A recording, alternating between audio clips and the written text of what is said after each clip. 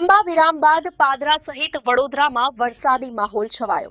ખેડૂતો સહિત શહેરીજનોમાં ખુશીનો માહોલ જોવા મળ્યો. લાંબા વિરામ બાદ આખરે વડોદરા શહેર સહિત પાદરા પંથકમાં મેઘરાજાની ધમાકેદાર એન્ટ્રી થઈ છે.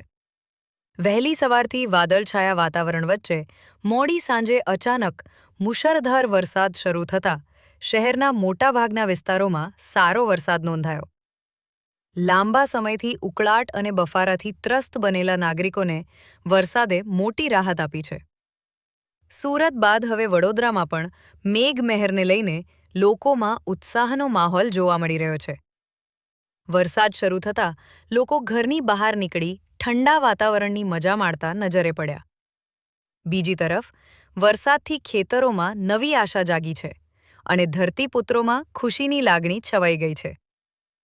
લાંબા સમય બાદ થયેલા આ વરસાદથી કૃષિ માટે પણ અનુકૂળ સ્થિતિ સર્જાઈ છે. હવામાન વિભાગે આગામી દિવસોમાં પણ હળવાથી મધ્યમ વરસાદની શક્યતા વ્યક્ત કરી છે, જેના કારણે સમગ્ર વિસ્તારમાં ખુશી અને રાહતનો માહોલ જોવા